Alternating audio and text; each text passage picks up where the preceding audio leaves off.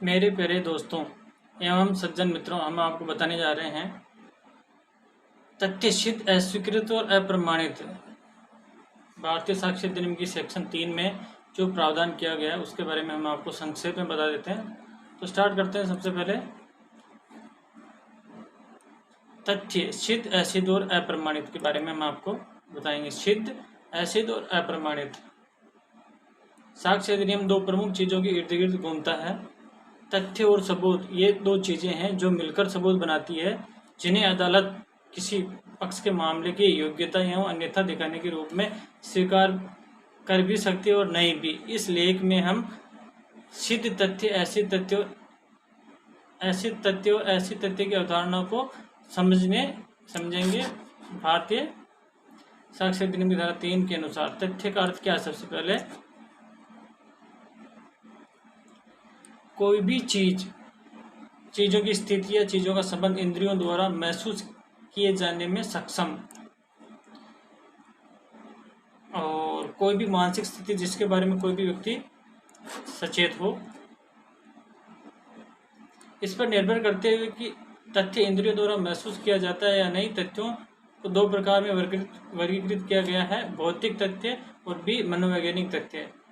और सेक्शन 3 खंड 1 उन चीजों को संदर्भित करता है जो शारीरिक इंद्रियों दृष्टि, स्पर्श, स्वाद, श्रवण और गंध द्वारा धारणा के अधीन है।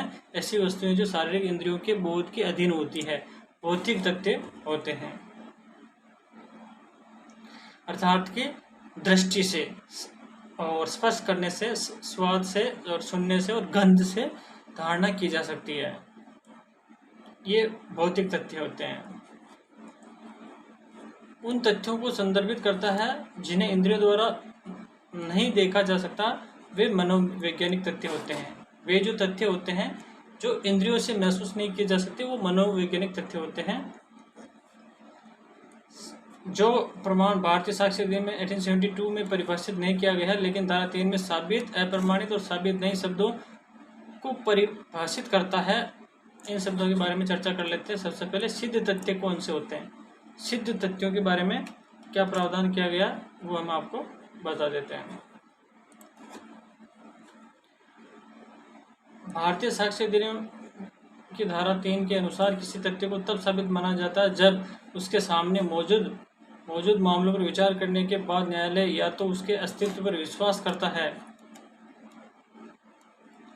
या उसके अस्तित्व को इतना संभावित मानता है कि एक विवेकशील व्यक्ति को परिभाषित परिस्थितियों के तहत ऐसा करना चाहिए। किसी विशेष मामले में इस धारणा पर कार्य करना कि ये अस्तित्व में है। इस प्रकार जहां अदालत को विश्वास होता है किसी कार्रवाई में किसी पक्ष द्वारा दिखाए गए तथ्य मौजूद है, या जब उसे विश्वास हो जाता है कि एक उचित व्यक्ति उन्हें मौजूदा के रूप में देखेगा, तो तथ्य को साबित माना जाता है। अर्थात कि वास्तविकता के आधार पर निर्भर करते हैं सिद्ध तथ्य।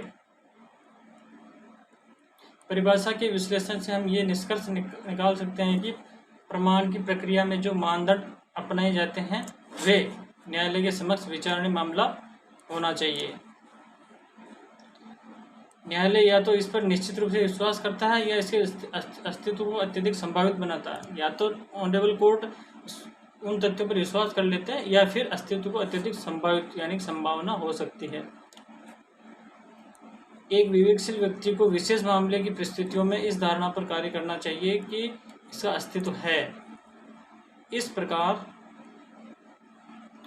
परिभाषा स्पष्ट करती है कि न्यायालय ही जिसके पास विचार के लिए उसके समक्ष लाए गए मामले में तथ्य की प्रकृति तय करने का अधिकार या मंच, इसका संबंध तथ्य के प्रमाण से है न कि पूरे मामले से है। इसी प्रकार परिभाषा की मांग की अदालत को एक सामान्य विवेकशील व्यक्ति, सामान्य बुद्धि या तर्क वाला व्यक्ति की तरह कार्य करना होगा। विवेकशील मनुष्य का अर्थ ऐसा व्यक्ति जो व्यवहारिक बातों के प्रति विवेकशील या समझदार हो। इस प्रकार न्यायालय की संतुष्टि उसके समक्ष मामले पर विचार करने के बाद ही आनी चाहिए। अदालत के समक्ष मामले में हलफनामे, स्वीकारोक्ति, अदालत की व्यक्तिगत यात्रा, आचरण और गवाहों की विश्वसनीयता शामिल है। विवेकशील व्यक्ति को किसी निष्कर्ष पर पहुंचने के लिए प्रेरित करें। शब्द विश्वास और संभावना अनिर्धारित व्यक्तिपरक अनुमान नहीं है, बल्कि सभी प्रासंगिक तथ्यों की जांच करने और उसके सामने मामले पर विचार करने के बाद निकाले गए निष्कर्ष होते हैं। अब एक उदाहरण ले लेते हैं। ए पर बी के घर में चोरी करने का आरोप है। दो गवाह साक्ष्य में गवाही देते हैं कि उन्हें ए को बी के घर में चोरी करते देखा था। ए को अपराध स्थल पर पकड़ा जाता है और उसके कब्जे से चोरी की संपत्ति जब्त कर ली जाती है। ए भी कबूल करता है ये तथ्य साबित होने में सक्षम है, अर्थात कि ये तथ्य सिद्ध हैं। इसमें एक विशेष एग्जाम्पल है विजय सिंह बनाम उत्तर प्रदेश राज्य AIR 1990 SC 1459 मामले में सुप्रीम कोर्ट ने कहा कि साबित का मतलब है गणितीय स्तर पर प्रमाण नहीं, क्योंकि यह असंभव है। इसका तात्पर्य केवल ऐसे प्रमाणों से है जो सामान्यतः विवेकशील मनुष्य को किसी विशेष निष्कर्ष की ओर प्रेरित करते हैं।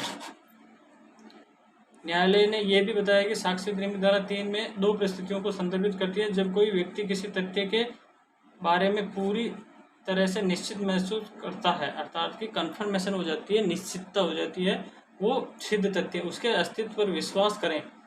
जब वह पूरी तरह से निश्चित नहीं है और सोचता है कि इसकी अत्यधिक संभावना है, एक विवेकशील व्यक्ति इन परिस्थितियों में इसके अस्तित्व की धारणा पर कार्य करेगा। प्रमाण की डिग्री को निश्चितता तक पहुंचाने की आवश्यकता नहीं है, लेकिन उच्च स्तर की संभावना होनी चाहिए। मतलब संभावना भी होनी चाहिए। अगर साबित नहीं हो पा रहा है या सिद्ध नहीं हो पा रहा है तो संभावित तथ्य के बारे में विचार किया जा सकता है।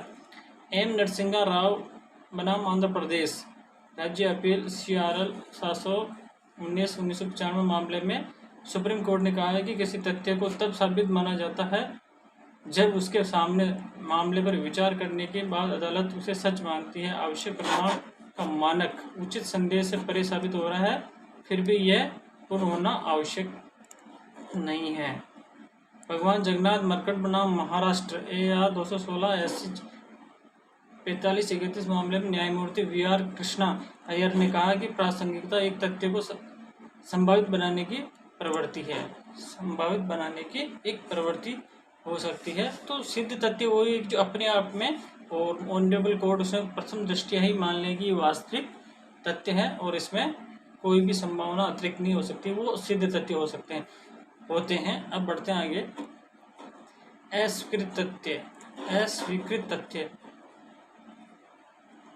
भारतीय साक्ष्य अधिनियम की धारा 3 के अनुसार किसी तथ्य को असिद्ध तब कहा जाता है जब उसके समक्ष मामलों पर विचार करने के बाद न्यायालय या तो मानता है कि इसका अस्तित्व नहीं है या इसके गैर अस्तित्व को इतना संभावित मानता है कि एक विवेकशील व्यक्ति विशेष मामले की परिस्थितियों में इस धारणा पर कार्य करना चाहिए।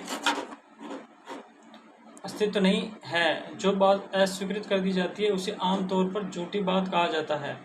स्पष्ट है कि अस्वीकृत की परिभाषा सिद्ध के ठीक विपरीत है। सिद्ध के ठीक विपरीत।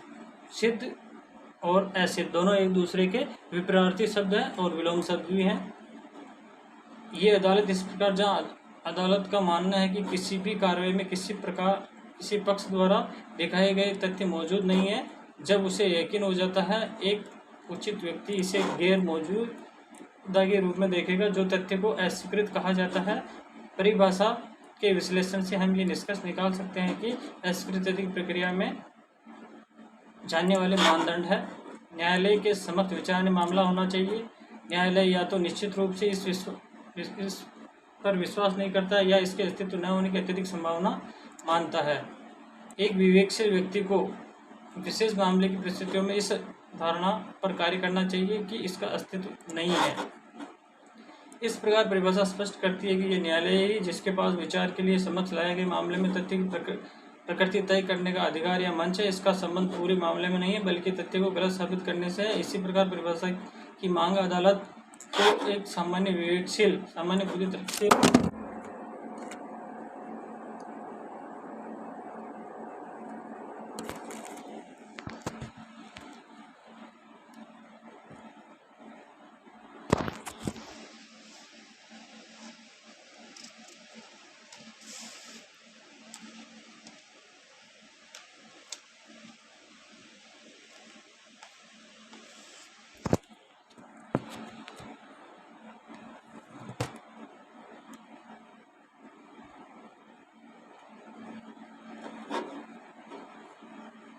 अब आते हैं एक उदाहरण के जरिए देखते हैं। ए पर बी की हत्या का आरोप है। ये साबित करता है कि जिस तारीख को कथित घटना हुई थी उस दिन उसे एक विशेष जेल में कैद किया गया था।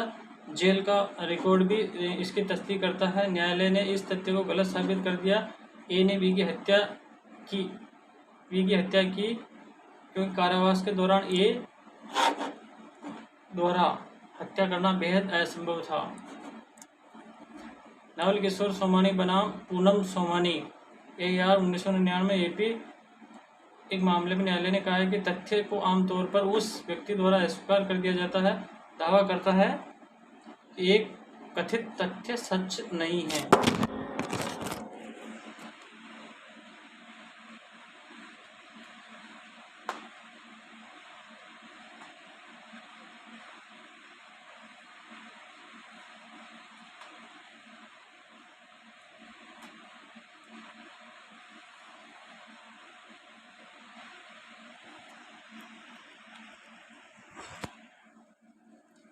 अब बढ़ते हैं इसी क्रम में आगे। सम्राट बनाम शशि हेमे 1925। गिथिस बोमेयाला 515 मामले में न्यायालय ने कहा है कि एसिड की परिभाषा साबित की परिभाषा के विपरीत मात्र है। अब बढ़ते हैं आगे। सिद्ध नहीं हुआ तथ्य। पहले पढ़ा था सिद्ध, अब दूसरा पढ़ा था एसिड और तीसरा है सिद्ध नहीं हुआ तथ्य। भारतीय साक्ष्य अधिनियम की धारा 3 के अनुसार कोई तथ्य तब साबित नहीं हुआ माना जाता है जब वह न तो सिद्ध हुआ हो न ही असिद्ध हुआ हो। अर्थात कि जो न तो सिद्ध है और न ही असिद्ध है तो उसको सिद्ध नहीं हुआ माना जाएगा। इस प्रकार साबित नहीं अभिव्यक्ति सिद्ध और असिद्ध के बीच की एक मानसिक स्थिति है। यह अस्वीकृत दोनों को खारिज करता है।